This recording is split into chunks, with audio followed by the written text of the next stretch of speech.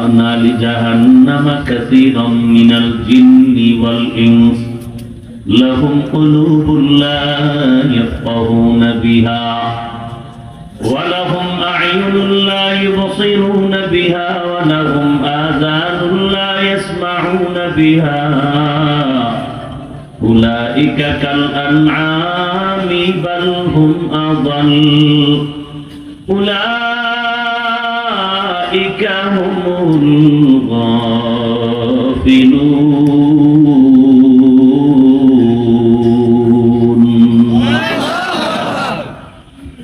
সূরা আরাফে পড়া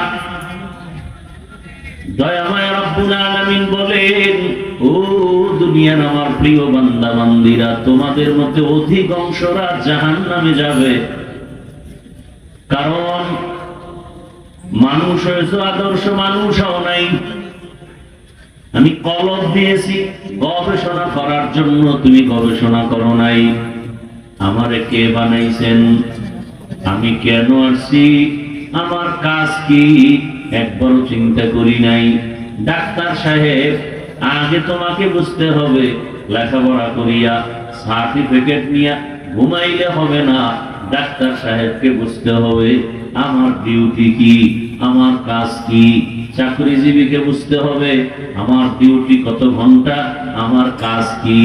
একজন মাওলানা আলেম বুঝতে হবে আমি আলেমের দায়িত্ব কি। আল্লাহ পাক এক একটা সাইডে মানুষ বানাইছেন এক একটা গুণ দিয়া। আমার কাজটা ডাক্তার করতে পারবে না, ডাক্তারের কাজ আমার দ্বারা সম্ভব না। গায়ের জোরে গিয়া যদি বলি আমি ডাক্তারিও করব, আবার ময়দানে গিয়ে আমি দাওয়াতের কাজ করব, ওদিকের হকও আদায় হবে না, এদিকের হকও আদায় হবে না। আল্লাহ পাক দায়িত্ব দিয়ে বানাইছেন, গুণ দিয়ে বানাইছেন। কার কি কাজ? ঘরের ভেতরে বাচ্চা লালন পালনের গুণ কার? একটা পুরুষের দিলে হবে না। রান্না বাড়ার দায়িত্ব এটা একটা সাইড করে দিছেন। আম্মাজানকে সেই পরিমাণ ধৈর্য ধারণের ক্ষমতাও দান করেছেন। স্বামীর জন্য আবার রান্না রেডি, ওদিকে বাচ্চা কান্না করে তার জন্য আবার খানাও রেডি, ঘুমের আয়োজন। সারা রাত স্বামী ঘুমায়, স্ত্রী ঘুমায় না, বাচ্চা লালন পালন করে। আল্লাহ তাআলা এই সাইডটা নারীদের দিয়া দুর্বল বানায় রাখছেন, কিন্তু মর্যাদার দিক থেকে পুরুষের থেকে আল্লাহ উপরে দিয়ে দিয়েছেন। পুরুষেরা দামি হতে হলে কষ্ট করতে হবে যেই পরিমাণ, তার 100 ভাগের 1 ভাগ কষ্ট আমার আম্মাজানদের করতে হবে না। কষ্ট ছাড়াই আম্মাজানরা পুরুষের থেকে বেশি সওয়াব কামাই করে ফেলবে। যেমন একজন পুরুষ জুমার নামাজের জন্য মসজিদে যেতে হবে, বৃষ্টি নাই, রৌদ্র নাই, নামাজে যাও, ঘর থেকে মসজিদে গিয়া নামাজ আদায় করো। ঈদের নামাজে যাও, জানাজার ময়দানে যাও, যুদ্ধের ময়দানে যাও। বেঈমানের মোকাবেলায় দ্বীনের জন্য তুমি যুদ্ধ করে শাহাদাতের পেয়ালা পান করো, না হয় গাজী হয়ে আসো। কিন্তু একজন আম্মা জান জুমায় যাওয়ার প্রয়োজন নাই, কষ্ট করে মসজিদেও যেতে হবে না, জানাজার ময়দানে যেতে হবে না, ঈদগাহের ময়দানে যেতে হবে না।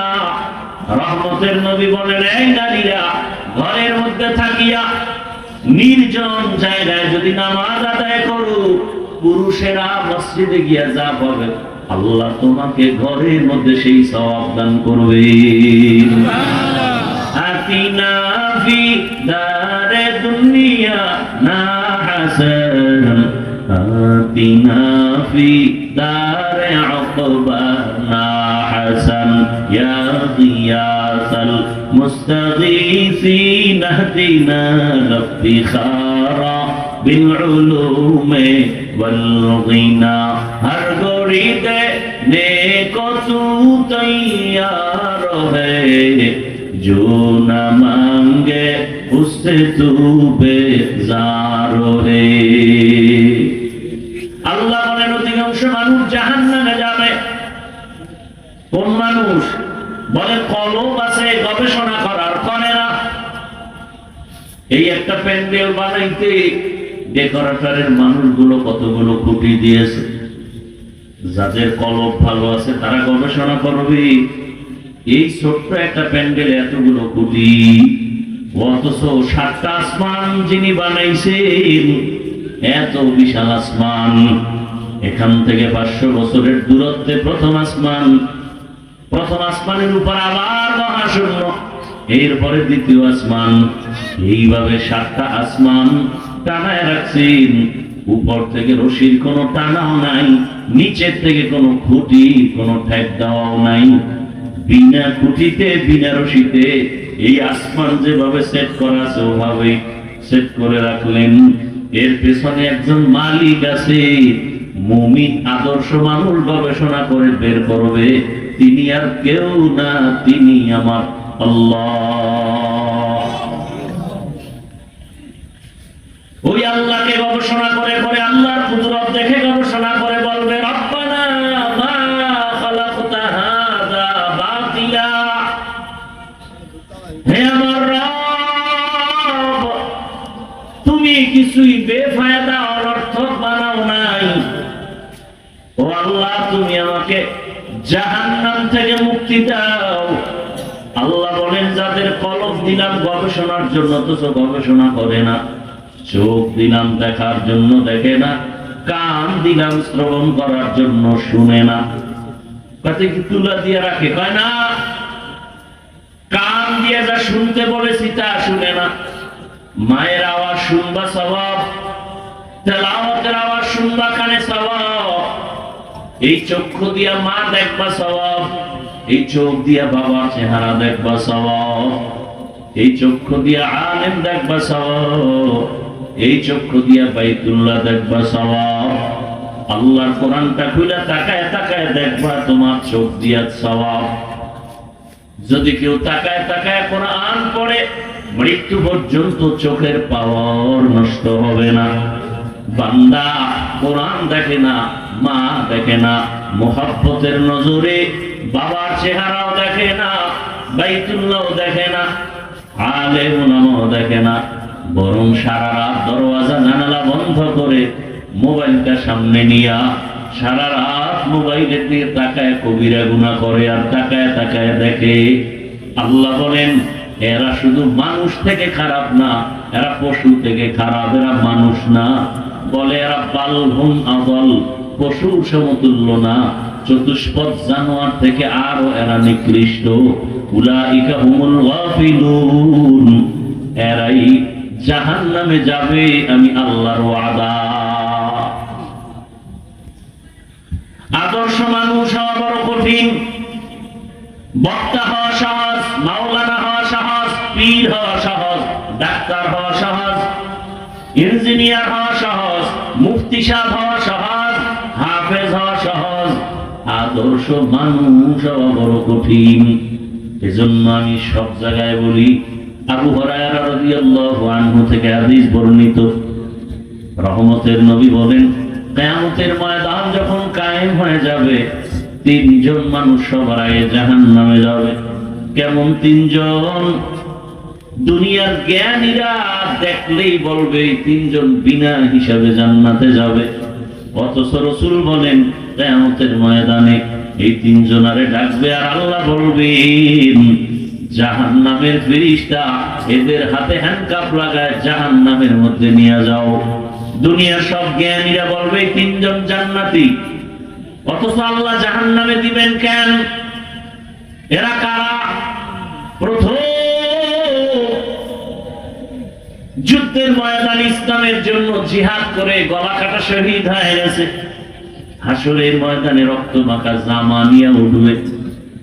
আল্লাহ বলবেন, এই রক্ত মাখা শহীদ আয়, বল যুদ্ধের ময়দানে শহীদ হইছ কেন? শহীদ বলবে, আল্লাহ দ্বীনের কালেমার পতাকা উঠাবার জন্য। আল্লাহ বলে, এটা তো মানুষ জানে, কিন্তু আমি তো তোর ভিতরেরটাও জানি। তোর ভেতরে ছিল অন্য চিন্তা। মানুষ তোকে বীর বাহাদুর বলবে, মুক্তিযোদ্ধা বলবে। তুই একজন যুদ্ধ ময়দানে বীর, এই উপাধিটা পাওয়ার জন্য যুদ্ধের ময়দানে গেছো, এটা তো দুনিয়া কামাইয়ের চিন্তা ছিল। আজ আমার আদালতে কিছুই নাই। আল্লাহ বলবেন জাহান্নামের ফেরেশতাকে ধর, শিকল লাগায় জাহান্নামে নিয়ে যাও। এরপরে আল্লাহ তিনি দ্বিতীয় যাকে ডাকবেন, তিনি হবে আমার মতো আলেম।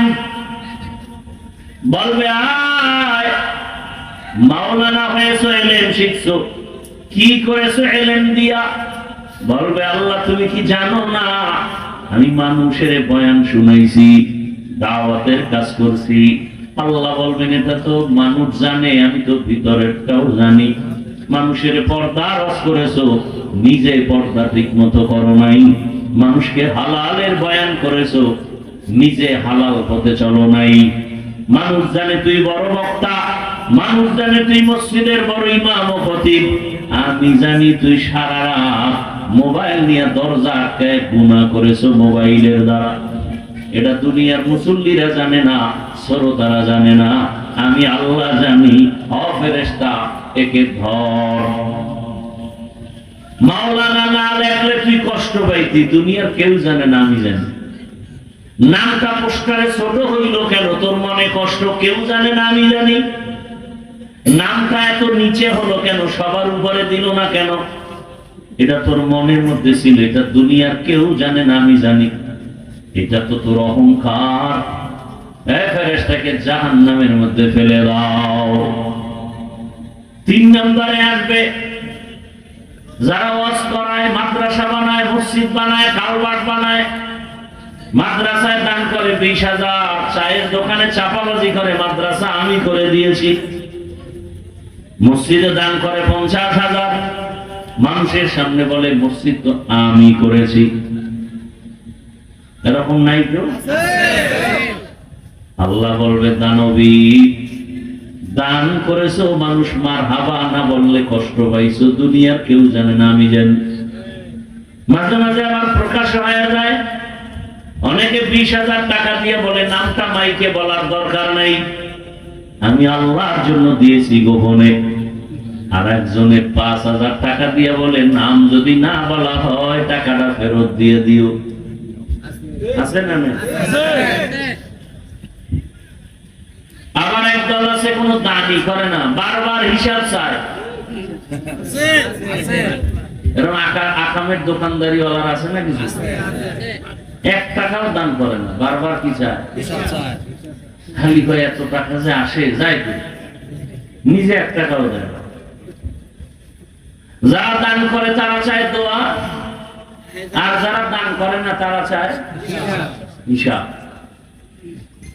কোটি কোটি কোটি হাজার হাজার কোটি টাকা কাকরাইলের মসজিদে তাবলীগের কাজে মানুষ দান করে, কোনো রসিদ বই নাই, কোনো রিসিপ্ট নাই, কিচ্ছু নাই, আল্লাহর মহব্বতে দান করে। হায় হায়, আল্লাহর ভয় অন্তরে না থাকার কারণে আল্লাহ বলবেন ও ফেরেশতা দানবীরের হাতে জাহান্নামের হ্যান্ডকাপ লাগাও, জাহান্নামের মধ্যে নিয়ে যাও। রহমতের নবী বলেন হাসরের ময়দানে এই 3 ব্যক্তি সবার আগে জাহান্নামে যাবে। আমি যে ওই আলেম না, গ্যারান্টি কি? আমি যে ভালো আলেম, কি গ্যারান্টি? আরে আমি বয়ান করি ঠিকই, কিন্তু আমার খবর আমি কি আসলে, আমি একদিকে বাবা, অন্যদিকে স্বামী, আর একদিকে ইমাম, আর একদিকে খতিব, আর একদিকে আমি শিক্ষক, আর একদিকে বক্তা, একদিকে পীর। আমি মানুষ একটা, আমার জিম্মেদারি কত? সন্তানের কাছে আমি আদর্শ বাবা হতে পারছি কিনা সন্তানের জিজ্ঞাসা করো। স্ত্রীর কাছে আমি আদর্শ স্বামী হতে পারলাম কিনা স্ত্রীকে জিজ্ঞাসা করো। ছাত্রকে জিজ্ঞাসা করো আমি আদর্শ শিক্ষক হতে পারলাম কিনা।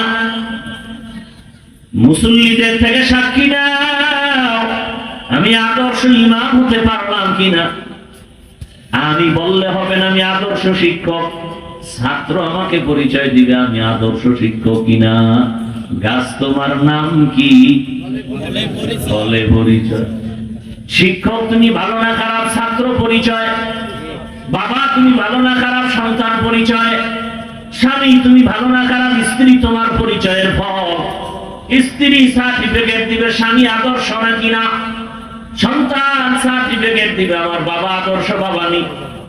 এটাই হবে আসল সার্টিফিকেট।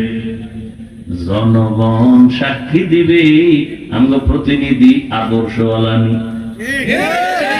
কি এনে বেয়া হয়ে গেছে সব শেষ।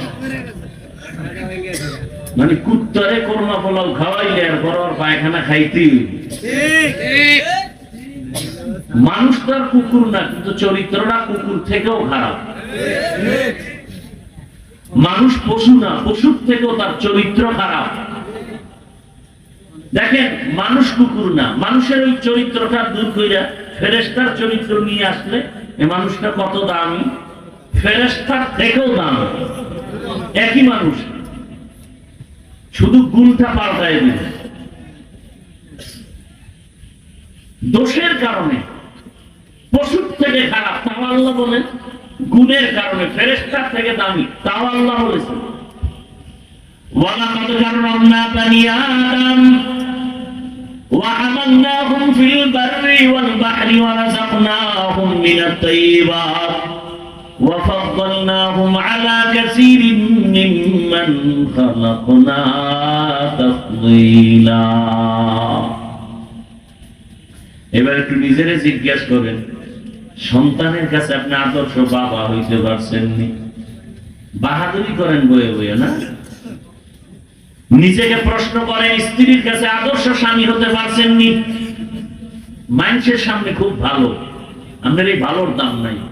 আপনার স্বামী হিসাবে বলতে হবে, স্ত্রী আপনার স্ত্রীর থেকে সার্টিফিকেট নিতে হবে আপনি ভালো কিনা। বাবা হিসাবে আপনি ভালো কিনা, সন্তান থেকে সার্টিফিকেট নিতে হবে। শিক্ষক হিসাবে ভালো কিনা, ছাত্র থেকে রিপোর্ট নিতে হবে। বান্দা হিসাবে ভালো কিনা, আল্লাহ থেকে রিপোর্ট আসবে। জনগণের দায়িত্ব ভালো করে পালন করছেন কিনা, আপনার ছাপাবাজিতে হবে না, জনগণ বলতে হবে। আমালুকুম উম্মালুকুম। আল্লাহ হেদায়েত দান করুন। যেই লোকটার চেহারা না পাক, দেমাগ না পাক, বডি না পাক, পোশাক না পাক, খায় না পাক, এই লোকটা দিয়ে কোনো কিছু পাক করা যাবে না। এই যারা প্রস্রাব করে পানি লয় না, এগুলো পোশাক না পাক, পাঁচ বেলা নামাজও পড়ে না, ওযুও করে না, এরপরে তিন বেলা খাইয়া টানে বিড়ি, এর উপরে আপডেট হয়েছে গাঞ্জা, আরো আপডেট হইলে মদ। এই মশানের লোক নাই? এগুলো দেমাগ পাক না না পাক? না পাক। এর যদি কম সমাজটারে পাক করো, এটার দ্বারা কেমন পাক হইল একটা উদাহরণ দেই। কথা বলেন, লঙ্গির মধ্যে গোবর লাগছে, গোবর। কথার কথা, বা লঙ্গি খুঁজেন কেন? লঙ্গির মধ্যে কি লাগছে? পাক না না পাক? এখন পাক করার জন্য কি করবেন? কি লাগবে বলেন? পানি। খুঁজতেছেন পানি, কই পাই? খুঁজতে খুঁজতে ঘাম ছুটে গেছে, পানি এলাকায় পাওয়া যায় না। একজনকে এত পাগল হয়েছে কেন? পানি তো নিজের কাছেও আছে, আছে না নাই? কি নাম? প্রস্রাব। বলে প্রস্রাবের পানি দিয়া গোবর ধুইয়া দাও, কেমন পাক হবে? আরো নাপাক ছড়ায়। ঠিক, গোবরের নাপাক ধুইতে যদি প্রস্রাব দিয়ে ধোয় তো নাপাক যেমন আরো ছড়ায়। মদ খায়, সুদ খায়, ঘুষ খায়, দেমাগ নাপাক, অন্তর নাপাক, পোশাক নাপাক, প্রস্রাব করে পানি নাই, জবান নাপাক, গীবত, শিকায়েত, গালাগালি। এমন মানুষকে যদি বলি সমাজ পাক করো, সমাজ আরো নাপাক হবে। বুঝেননি কিছু? আঙ্গুলের টিপের দাম আছে তো। একজনে কলম দিয়ে দস্তখত দিতে পারে না, সে 22 কেজি জায়গা কিনবে, বিশাল বড় ফ্যাক্টরি কিনবে, ম্যাজিস্ট্রেটের কাছে যাবে, তখন বলবে স্যার আমি তো দস্তখত দিতে পারি না, কয় টিপ ল। তখন স্টাম্পের মধ্যে যখন টিপ দেয়, সাইন টাইন নাই, জায়গার মালিক হবে, ফ্যাক্টরির মালিক হবে, বলে হবে। তো যদি তালাশ করে কার সাইন, কার সাইন নেই, কি দিছে টিপ, এটা নকল করা যাবে না? কারণ বাবার ক্ষমতা আছে নাই। তাহলে টিপ দিয়ে আপনি কি বুঝাইলেন? এই স্টাম্পের উপরে যা লেখা আছে আমার টিপ সাক্ষ্য দিছে, এই স্টাম্পের লেখা আমি টিপ দিয়া সমর্থন করলাম, এই লেখার সাথে আমি একমত। এই টিপের দাম আছে তো, হ্যাঁ জায়গা মতো দিন।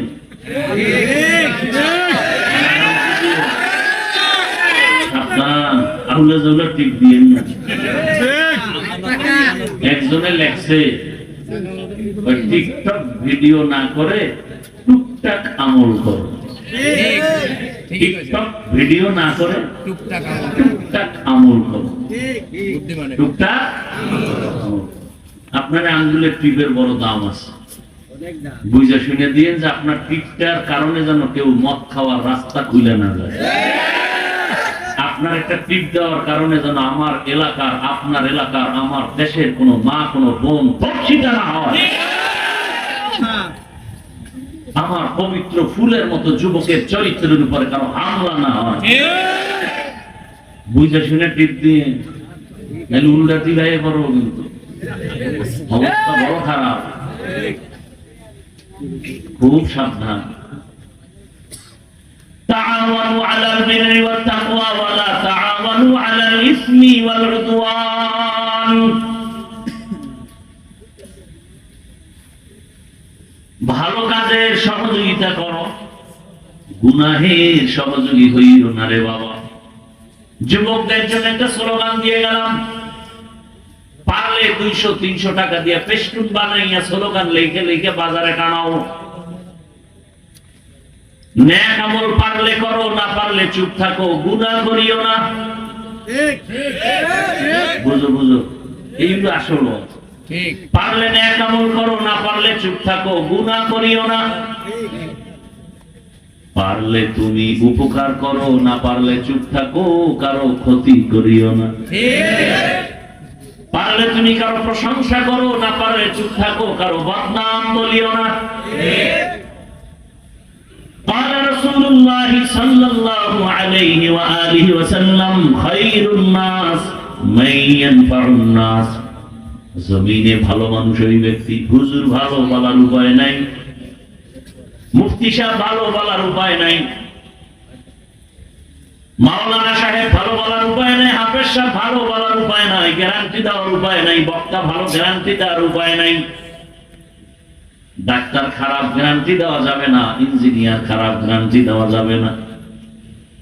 মানুষটা ভালো না খারাপ, আল্লাহ একটা ভেতরের মধ্যে রাডার দিয়েছেন কলব। এই কলবটা যার ভালো, পুরা মানুষটাই ভালো। চাই সে রিক্সা চালাক, ওর কলব ভালো, ও রিক্সা চালাইল, ওর জিন্দেগি ভালো। ওর মতো ভালো মানুষ আল্লাহর কাছে কেউ নেই। ইন্না আকরামাকুম ইনদাল্লাহি আতকাকুম। আল্লাহর কাছে দামি ওই বান্দা বান্দি যার মধ্যে থাকবে আল্লাহর ভয়। আল্লাহর ভয় যাদের অন্তরে থাকবে, সে ইচ্ছা করে গুনাহ করবে না, অনিচ্ছায় গুনাহ হয়ে গেলে তওবা করতেও দেরি করবে না। এজন্য ভালো করে যুবকদেরকে বলবো, পারলে তুমি নেক আমল করো, না পারলে চুপ থাকো, কি করিও না, গুনাহ করিও না। পারলে তুমি কারো উপকার করো, না পারলে চুপ থাকো, কারো ক্ষতি করিও না। এবার ক্ষতি কোন দিক? বল চোখের চাহনি দ্বারা ক্ষতি করিও না। তো কেমনে? একটা বেগানার দিকে তুই যখন তাকাইছো, তোর চোখের চাহনির দ্বারা তার ইজ্জতের উপরে হামলা হয়েছে। ওই মহিলার ইজ্জত নষ্ট করেছো চোখের চাহনি দিয়ে, অন্তরে তুই মজা কল্পনা নিতেছ, এই এক ক্ষতি। চোখের চাহনির দ্বারা আর এক ক্ষতি হলো, একজনে বসে বসে মজা করে খানা খায়, তুমি এমন নজর লাগাইছো, খাওয়ার পরে ডায়রিয়া শুরু। এরকম নজর লাগায় না? একটা বাচ্চার দিকে এমন নজর দিছে, বদ নজর, বাচ্চা অসুস্থ হয়ে গেছে। রাসূল বলেন এই নজর থেকে তোমরা দূরে থাকলে, নজর কিন্তু আসলেই সত্যি। কিছু কিছু মানুষ, বখাটে মানুষের নজর এত খারাপ, নারিকেল গাছের দিকে তাকায়, আরে নারিকেল, পরের দিন নারিকেল নাই।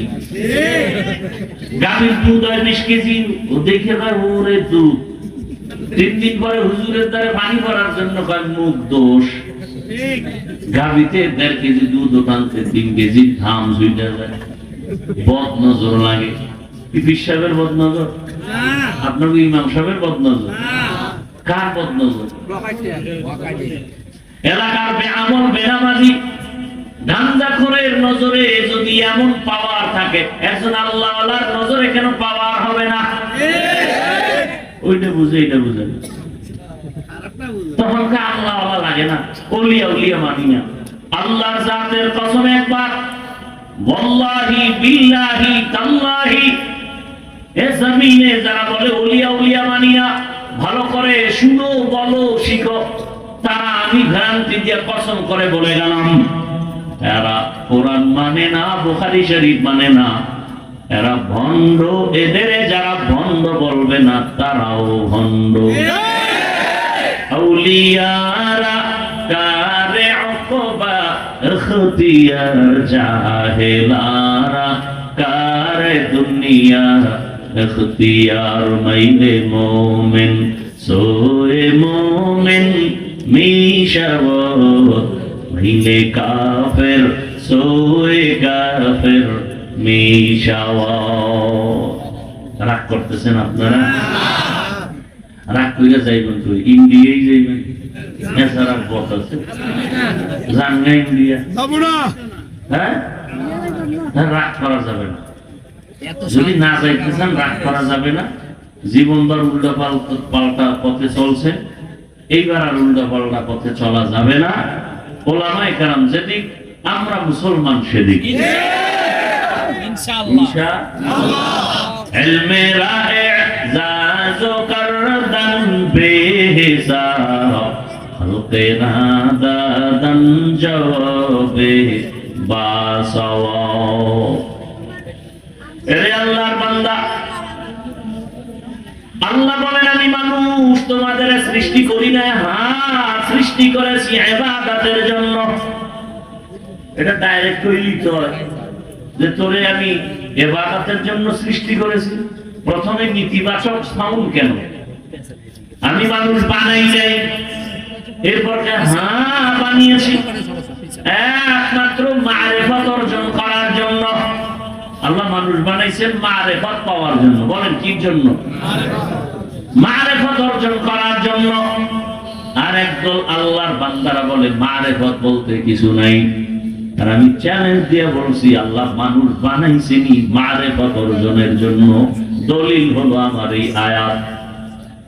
ওলামায়ে কেরাম ভালো করে দেখবেন, যত তাফসীর আছে এই দুনিয়ায় অধিকাংশ তাফসীর খুলে দেখেন এই আয়াতের ব্যাখ্যা কি লেখছে। মা খালাকতুল জিন্না ওয়াল ইনসা ইল্লা লিয়াবুদুন লিয়ারিফুন। আরাফা ইয়ারিফু থেকে মারিফাত। মারিফাত মানে পরিচয় লাভ করা। বান্দা তোমারে দুনিয়ায় পাঠাইছি, আমার পরিচয় লাভ করো। কার পরিচয়? আল্লাহর পরিচয় লাভ করো। এরপরে আমার সাথে মোলাকাতের তামান্না তৈরি করো। কিয়ামতের ময়দানে আমি 70,000 নূরের পর্দা করে তোমার সাথে মোলাকাত দিব। আসমান আমার, জমিন আমার, পাহাড় আমার, বাতাস আমার, সূর্যের আলো আমার, জমিনের ফসল খাওয়া আমার, নদীর মধ্যে মাছ খাওয়া আমার। আরে আমারটা খাই আমারে চিনোস না? চেনার চেষ্টাও করো না, আমাকে চিনো। এত সুন্দর রং বেরঙের মাছ আর খানাকে তৈরি করলো তোমার জন্য। এত সুন্দর বাতাস, এসি ফেল, এত সুন্দর সূর্যের আলো। কোনদিন বেয়াদবি করে নাই। সূর্যের আলো থেকে আবার চাঁদে আলো ধার করে নিয়ে রাতের বেলা আমগো আলো দেয়। চাঁদের কোনো নিজস্ব আলো নেই। দেখছেন একই আলো, চাঁদের কাছে যাওয়ার কারণে ক্রিয়া আলাদা হয়ে গেছে। সূর্যের আলো জমিনে যতক্ষণ আছে, গাছের ফল আর জমিনের ফসলে কালার হবে। কি হবে? কিন্তু সূর্যের বাবার ক্ষমতা নাই, কথার কথা। ফলের মধ্যে গাছের ফলে জমিনের ফসলের মজা বাড়াবে, গাছের ফল আর জমিনের ফসলের মজা বাড়ায়, স্বাদ বাড়ায় চাঁদের আলো। দেখছেন নি কারবার? কাদের কুদ আতুদারি বরকামাল আনতা রব্বি আনতা হাসবি জুল জালাল তুহি কাদের জলিলুল্লাহ জাহাদার বহর হালে তুহি মেরা নিগাহদার। আল্লাহ তাআলা কেমন নিয়ামত আমাদের দান করেছে। ওই আল্লাহ দেয়া নিয়ামত খাও, কোনো বাধা নাই, খাইয়া শুকর আদায় করিও। আমি আল্লাহ খানার কোনো হিসাব নিব না। আর যদি আমার দেওয়া পানি, আমার দেওয়া বাতাস, চাঁদের আলো, সূর্যের আলো ভোগ করিয়া শুকর আদায় না করো, বিরোধিতা করো, আমি আল্লাহ পাই পাই করে হিসাব নিব, রেডি থাকো। ওয়া ইন তাউদ্দু নি'মাতাল্লাহি লা তুহসুহা। আল্লাহর নিয়ামতের হিসাব নিবেন আমার আল্লাহ। কিয়ামতের ময়দানে আল্লাহ বলবেন সুম্মা লাতুসআলুন্না ইয়াউমাইযিন আনিন নাঈম। আল্লাহর নিয়ামত ভোগ করেছো, শুকর কি আদায় করেছো? আর একজনের নিয়ামত খুঁজেই পাই না। এক বুড়ি ভাঙা একটা ঘরের মধ্যে বইয়া একজন আল্লাহর প্রিয় বান্দাকে বলে, আল্লাহরে জিগাইও তো আমার আল্লাহ বানাইছে কি জন্য? কেন? একটা থাকার ঘর নাই, এই ভাঙা ঝুপড়িতে আছি, তো আল্লাহরে জিগাইছে, আল্লাহ ও মুখেরে বানাইছো কেন? ওরে গিয়া বুড়ি রে শুকর আদায় করে। যখন কইছে বুড়ি কয় ঘর নাই, কিসের শুকুর, বাতাস আইসা উজুল হয়ে গেছে। চোখের পানি ছেড়ে তওবা করে, হে মালিক তুমি কত বড় দয়াময়। আরে আমার মতো হাফিজুর রহমান কত আছে, আমার থেকে কণ্ঠ ভালো, আমার থেকে আলেম ভালো, আমারে 1000 কোটি বার পড়াইতে পারবে। আল্লাহ কয় বান্দা তোরে এত সম্মান আমি দিছি, অহংকারী করবি না। আমি আল্লাহ 5 তলা থেকে গাছতলায় নামাইতে সময় লাগবে না। আল্লাহরে চিনেন না তো, পরামর্শ দিতাও শুনতে চান না। আল্লাহরে দেখবেন, দেখছেন নি কাল? আল্লাহরে দেখবেন নি? আল্লাহরে দেখবেন? আচ্ছা ডাইরেক্ট না দেখলো একটু নমুনা দেখবেন, নমুনা দেখবেন। ঢাকা পঙ্গু হসপিটালে যাইয়েন তো, খোদার কসম করে গেলাম, পঙ্গু হসপিটালে যান তো, টের পাইবেন আল্লাহকে। ঠিক আছে, কলবের পরিবর্তন চলে আসবে। আসলেই আমার মালিক কেমন, যে যাকে চিনে না সে তাকে মানে না। আমার আল্লাহকে চিনো, এত সুন্দর চেহারা কে বানাইছেন? কত মানুষ ডান হাত দিয়ে খানাও খায় কিন্তু জিহ্বায় কোনো আওয়াজ নেই। আবার অনেক মানুষ কথা বলে কিন্তু স্পষ্ট না।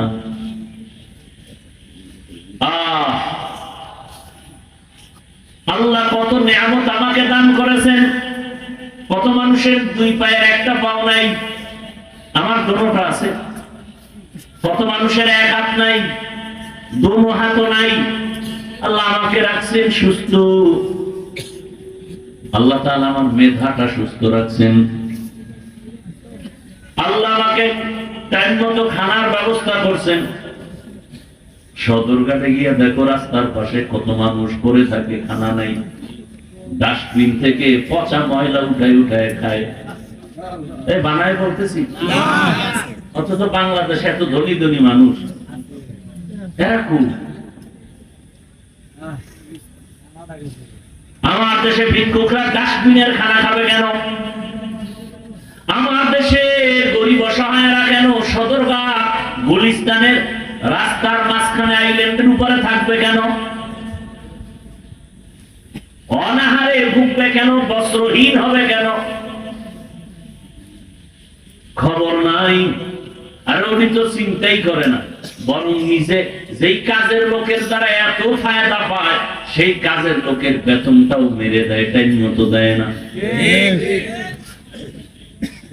আর এই বড় লোক হয়ে লাভ কি? অন্যের টাকা নিজের হাতে নিয়ে বাহাদুরি করে লাভ কি? টাকার মালিক তো তুমি না। এই জন্য এই দিয়ে যা করে থাকেও না। তুফানের মতো আয়, তুফানের মতো যায়। হালাল টাকার জিনিস কেউ দখল করবে না, ফেরেশতা দিয়ে আল্লাহ হেফাজত করবে। ওয়ামা খালাকতুল জিন্না ওয়াল ইনসা ইল্লা লিয়াবুদুন। মানুষ আর জিনকে আল্লাহ বানাইছেন ইবাদতের জন্য। ইবাদত মানে মারিফত অর্জন করো। কথা আল্লাহ ডাইরেক্ট যদি বলতেন ওয়ামা খালাকতুল জিন্না ওয়াল ইনসা ইল্লা লিয়ারিফুন, মারিফতের জন্য, ইবাদতের জন্য, ঘুরে বললেন কেন? এটাই তো কোরআন, এটাই তো বালাগাত, এটাই তো ফাসাহা, এটাই তো অলংকার, এটাই তো আমার আল্লাহ যে তার পরিচয়। বলে আল্লাহ মারিফতের কথা ডাইরেক্ট না বুঝে ইবাদতের কথা বললেন কেন? বলে ইবাদত ছাড়া মারিফত অর্জন হবে না। আমরা দেশে ইবাদত নাই, নামাজ নাই, রোজা নাই, দাড়ি নাই, টুপি নাই, মুজাদ্দিদে জামান, সদরঘাটের খামার, আন্তর্জাতিক বেঈমান, অলিকুল শিরোমণি, প্রস্রাব করে লয় না পানি, এরা অলিকুল শিরোমণি। এরা 24 ঘন্টা রড দিয়ে পিটাইলে আউযুবিল্লাহ ঠিক মতো বলতে পারবে না। অথচ বাংলাদেশে এদের মতো শান সহকাতে প্রধান সরকারে যারা থাকে এরাও চলতে পারে না। এরা স্বর্ণ কমল বানায়। এক পিসা বিল্ডিং বানাইছে মুরিদের টাকা দিয়ে, বলছে এই একটা রুম হোটেলের বানায় দেবা, জান্নাত রিজার্ভ। কোথায় বানাইছে? এত দূর আগাইলে আবার ঝামেলা, শেষে ভোট কমে যাবে। আল্লাহ হেদায়েত দান করুন। দেখেন, আমি ওলিয়া উলিয়ার পক্ষে কঠিন কথা বলছি না? একটু আগে বলছি না? গেছে, ভুলে গেছে। কসম খেয়ে বলি না একটু আগে ওলিয়া উলিয়ার পক্ষে?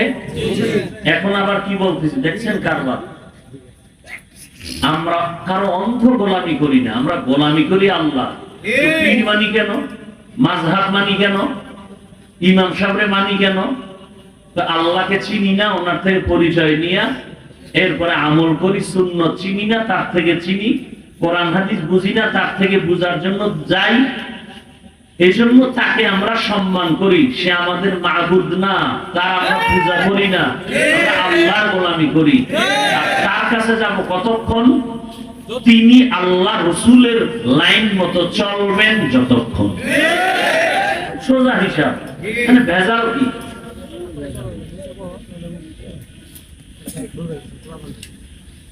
আল্লাহ ইবাদতের জন্য পাঠাইলেন। ইবাদত কি অনেক মানুষ মনে করে তাসবিহ টানো, জিকির করো, মসজিদে যাও, নামাজ পড়ো, এটা ইবাদত না। আপনি দুনিয়াতে আসা থেকে মরণ পর্যন্ত যা করবেন সব ইবাদত।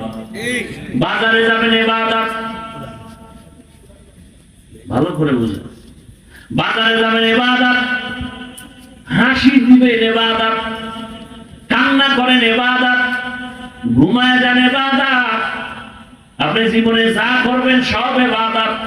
তবে মন গড়া করলে হবে না, সব করতে হবে মদিনাওয়ালার আদর্শে। নবীজির আদর্শ নাই এমন কি দুনিয়াতে কারো মানুষের কাজ আছে যে কাজটা করতে গেলে ওখানে রসুলের কোনো থিওরি নেই? আছে? আঙ্গুলের নখগুলো কেমনে কাটবেন সেখানে নবীর আদর্শ নাই। আপনার নখের দিকে তাকায় দেখেন তো, আপনার নবীর তরিকা আসেননি? আপনার চুলের দিকে তাকায় দেখেন, এখানে নবীর তরিকা আসেনি? বলেন না কেন? যদি নবীর তরিকা চুল কাটেন ইবাদত, নবীর আদর্শ মতো পানি পান করেন ইবাদত। নবীর তরিকা কি? এক কানে পানি পান করো বাম হাতে, হ্যাঁ, আপনি তো বাম হাতি টান, ডান হাতে বিড়ি টানে, বাম হাতে চা টানে, ভদ্র। আমাদের কয় অভদ্র। ডান হাতে মা ভাত তরকারি মেখে মেখে লোকমা দেয়, বাম হাত দিয়ে লবণ নেয়, ভদ্র। কি কেউ বাম হাত দিয়ে লবণ নেন কেন? এটা বাথরুমে ব্যবহার হয় তো, এখান থেকে তো আলাদা ফ্লেভার আসে, ভদ্র। ওই আমার এক মুরব্বী থেকে শুনছি উদাহরণ,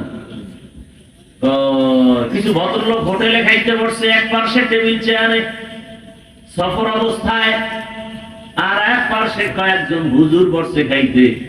হুজুরের আগে বসে খাওয়া শেষ শেষ এমন সময় প্লেটটা আঙ্গুল দিয়ে চেটে চেটে খায়। ভদ্রলোকরা দেখে চান্দি গরম, হুজুরকে দেখতে পারে না একদল মানুষ, দোষ নাই এরপরও দেখতে পারে, আছে না নাই? জীবন ঘরে একদল মানুষ থাকবে, দোষ নাই এরপরও ভালো লাগে, বলে না না হুজুর টুজুর এটি পছন্দ করি না। কিছু বোনেরাও আছে হুজুর টুজুর পছন্দ করে না, তারা সমাজের বোঝা। কি বোঝা বলেন? আপনারা টাকা সরকারের চাকরি করেন, বেসরকারি চাকরি করেন, বেতন খান, টেবিলের তলে দিয়ে আবার কত কিছু আনে, আর আমরা আপনারা কি দেন বলেন তো? গালি ছাড়া কি দেন? একজন ইমাম সাহেব 24 ঘন্টা ডিউটি করে, প্রত্যেক দিন বেতন দেন 5,000, 6,000, 7,000। তাও সভাপতি দেয় 100, সেক্রেটারি সভাপতির থেকে আরো ধনী হে দেয় 50। কেন? বেশি দিলে সভাপতির থেকে বেশি বেতনি হবে। 24 ঘন্টা গোলামের মতো কাজ করাই ইমাম সাহেবের বেতন দেয় 5-6,000, তাও বাকি। এর থেকে আর কি জুলুম হতে পারে দুনিয়ায়? আল্লাহ হেদায়েত দান করুন। তো ওই ভদ্রলোকরা হোটেলে বইয়ে কয়, দেখছো কেমন সাদা সাদে, আমাদের কাছে বিলাই তো এমন সাদা, মানে একটা ধাক্কা দিল। হুজুরদের তো ঠকানোর ক্ষমতা কারো নাই, কারণ পৃথিবীর চূড়ান্ত শ্রেষ্ঠ বুদ্ধিজীবী কোরআনওয়ালা হাদিসওয়ালারা, এরা যে খাইছি এক প্লেটের খানা বাইরে টেবিলের নিচে বইরে রয়েছে, বুঝেন না? এরা তো ছাটে না, কিছু খায়, কিছু ফালায়, কিছু প্লেটে থাকে, ভদ্র। হুজুরেরা বই বই খায়, রে আমি তো সে কুত্তায় তেরম খায়,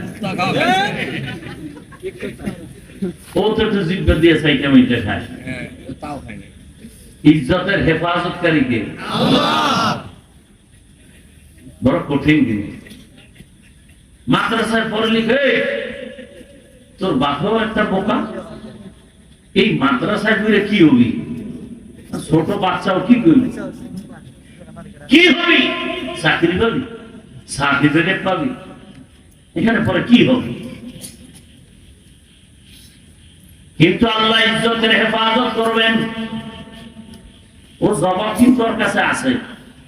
অনেকে দেয় না ভদ্র, আবার অনেক চালাক ছাত্র আছে দিয়া দিয়ে দিয়ে এই দেয়, সাথে সাথে তোরে মানি দিমু, মাদ্রাসা করে কি তোরে পাড়াইয়া পাড়াইয়া মানি, আর কি করবো? তোরে জনমের মতো মানি দিমু, এমন মানি দিমু পাড়াইয়া, তোরে আর কি উঠাইতেই পারবে না, তোর 14 গোষ্ঠী পারবে না। কতই লেখাপড়া করে কি জ্ঞান অর্জন করছো বল? পৃথিবীর মধ্যখান জায়গাটা কই? ছাত্রকে বলা সম্ভব? ফাউল একটা প্রশ্ন করে আটকাই দিবে। কিছু ব্যর্থ আছে দেখবেন, হুদা ইমাম সামনে প্রশ্ন করবে, হুজুর মুসা নবীর মার নামটা কোন? ও আলহামদুলিল্লাহ বিসমিল্লাহ পারে না। হুজুর কয় আমার তো খেয়াল নাই, কাকে বলবো? এ দৌড় চায়ের দোকান, এই জন্যই তো মসজিদে যাই না। হুজুরেরা কিচ্ছু পারে না, মানে নামাজ পড়ে লাভ কি?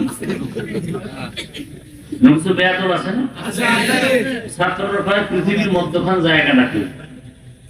তো কিছু চালাক ছাত্র আছে, ওখানে স্যার আপনি কি এত টেনশনে আছেন? আপনি যেখানে বসে আছেন এটাই পৃথিবীর মধ্যখান জায়গা। তুই কেমনে কইলি? কেন আমি টুপিওয়ালা, বিশ্বাস হয় না? আপনি যদি এত বড় বিশ্বাসঘাতক হন তাহলে ভিটা দিয়ে মারতেন, পাশে আটকে। আবার প্রশ্ন করে কে এই যে একটা গাছ দেখো কাহা বলতো এখানে কাক আছে পাখি আছে বলে হ্যাঁ এখানে কত হাজার পাখি বা কয়শো পাখি এটা সম্ভব? এরপর একটা ফাউল প্রশ্ন করছে আল্লাহ কায় টুপি দিছো কোরআন পড়ছো ইজ্জত আমি হেফাজত করব। ও জবাব দিয়ে এখানে 500 পাখি আছে 500 তুই কেমনে কইলি? আপনি বিশ্বাস হয় না? যদি আপনি বিশ্বাসঘাতক হন গণনা করেন, গণনা করে যদি দেখেন 500 থেকে বেশি বুঝবেন আমেরিকা থেকে বেড়াইতে এসেছে। আর যদি দেখেন 500 কম এখান থেকে ময়মনসিংহে বেড়াইতে গেছে। মেরা এজাজ করদান বেসারা হলকে রাজা দন জবাবে বাসাও। ইমামের সাথে কত খারাপ আচরণ করেন, আলেম রে কত গালি দেন, ফেসবুকে বাজে কথা লেখেন। কেউ গালি দেয় না, বরং কলিজা করে দোয়া করে আল্লাহ এলাকায় শান্তি দাও, কবরওয়ালাদের আযাব মাফ করো, ব্যবসায় বরকত দাও, অসুস্থ রোগীরে সুস্থ বানাও। কোন আলেম কোনদিন কারোর জন্য বরদোয়া করে না। ও পর্দার আড়ালের আম্মা জানেরা বোনেরা, কয়দিন আর দুনিয়ায় থাকবেন আর বাহাদুরি করবেন? মনের বাহাদুরির ভাব নিয়ে কত অন্যায় করলেন, মোবাইল চালাইলেন, স্বামীর মাল নষ্ট করলেন। মনে চাইছে বেপরদায় মার্কেটে যাবেন, দৌড়ায় গেলেন। মনে চাইছে মোবাইল চালাবেন, সারা রাত মোবাইল চালাইলেন। ও আমার কলিজার যুবক, জীবনে গুনাহ তো কম করো নাই রে বাবা, অনেক গুনাহ করে ফেলেছ। চোখের গুনাহ, হাতের গুনাহ, জবানের গুনাহ, অন্তরের গুনাহ। মনে চাইছে পার্কে যাবা, দূর মেয়েরা গেছো, কেউ বাধা দিছে মানো নাই। মনে চাইছে দাঁড়িয়ে রাখবা না, রাখো নাই, কারো বাধাও মানো নাই। মনে চাইছে নামাজ পড়বা না, পড়ো নাই, কেউ বাধা দিলে রাগ করছো।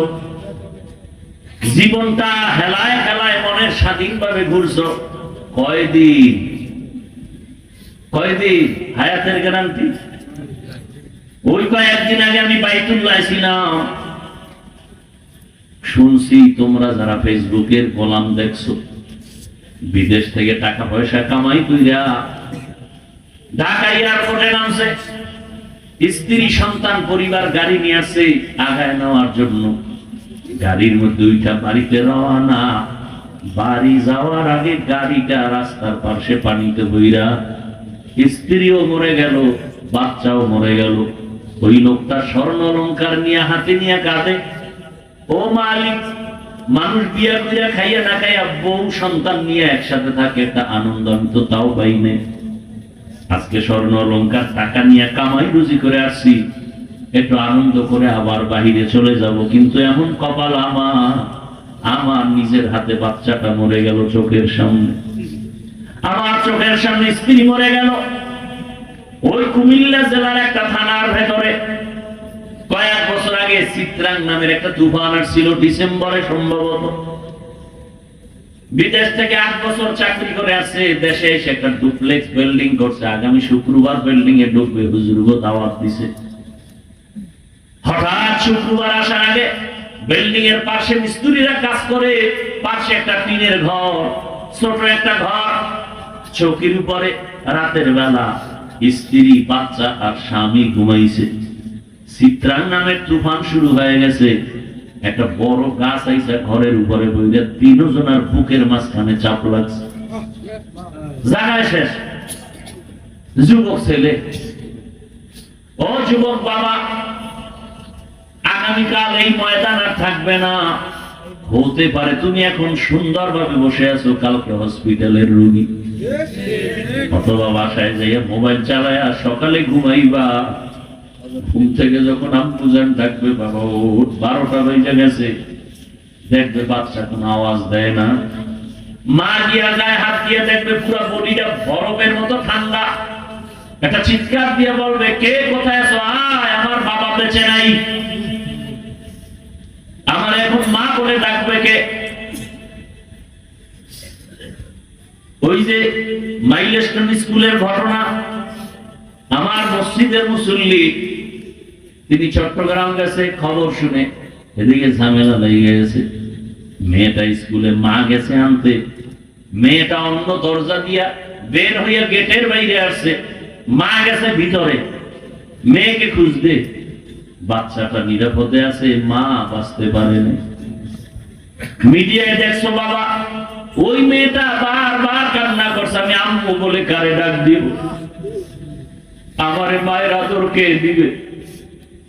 বাবা কান্না করবে, আমার ছেলে মারা গেছে, ইমাম সাহেব কোথাও যাইয়েন না, জানাজা পড়ান লাগবে। বাবা কাঁদবে আর বলবে, কে আছো বাজারে যা, সাদা কাপড় কিনে নিয়ে আয়।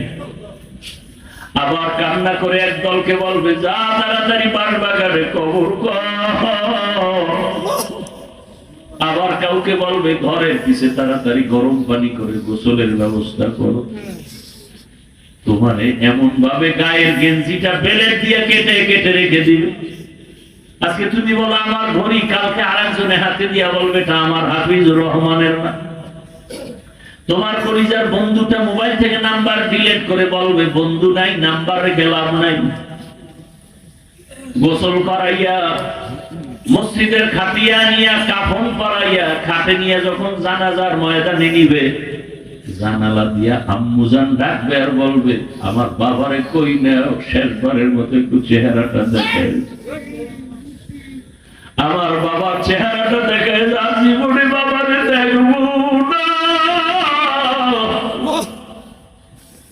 আরে কুকুরও মরে, গরুও মরে, মানুষও মরবা।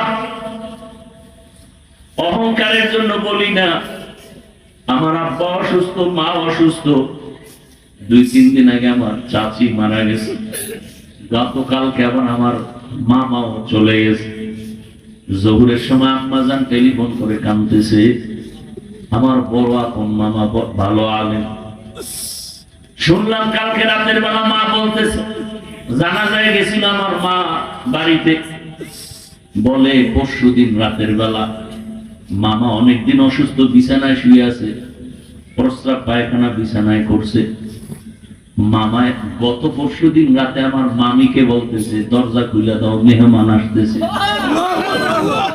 মামি কইলে একটু দরজা খুলবো কি, না খুলো। বারবার বলার পরে আমার মামানি দরজা খুলে কয়, কেউ তো নাই। তুই দেখো না, আমি তো দেখতেছি। গতকাল ফজরের পরে আমি কি নাপাক বিছনায় কি থাকবো, একটু জিকির করবো, তেলাওয়াত করবো, আমার বিছনা পাল্টায় দেয়। লোকজন আইসা মামারে কাপড় চুপুর পাল্টায় বিছনা পাল্টায় দিছে, মামায় বিছনায় শুয়ে শুয়ে। এবার আমার মামি বলে, কি রান্না করব, কি খাবেন? কয় না, রান্না করা লাগবে না, আমি তো আজকে চলে যাব, রান্নার দরকার নেই, আমার পাশে বইসা থাক। মামা ইস্তেগফার পড়লেন, কোরআন তেলাওয়াত করলে, এরপরে কালেমা পড়ে বলে, আমার শালা আছে মাওলানা, ওরে আইসা আমার পাশে বসে কোরআন তেলাওয়াত করতে বল। মামা এতটুকুই বইলা চোখ দুইটা বন্ধ করে দিছেন। মামি বলে, আর জবানে কোনো আওয়াজ আসলো না। কিছুক্ষণ পর দেখি দুনিয়াতে নাই। মানুষও মরে, কুকুরও মরে, গরুও মরে, তুমিও মারবা, আমিও মারবো। কিন্তু মরণটা যদি কালেমা ছাড়া হয়, যদি আমার মাওলা মহাব্বত না নিয়ে কবরে যাও, ওই কবরে যাওয়ার পরে কেউ নাই, কই মা, কই বাবা, কই কেউ থাকবে না। নবী বলেন, 3টা প্রশ্ন করা হবে, রবের পরিচয় দাও, ধর্মের পরিচয় দাও, রহমতের নবীর পরিচয় দাও। যারা গুনাহগার হইয়া যাবে, নামাজ নাই, রোজা নাই, তেলাওয়াত নাই, মালিকের সাথে সম্পর্ক নাই, ইবাদত নাই, নবী বলেন তখন আল্লাহর অর্ডার হবে, ও ফেরেশতা, এই বেঈমানের ধর, কবরের মধ্যে জাহান্নামের সাথে রাস্তা বানায় দাও।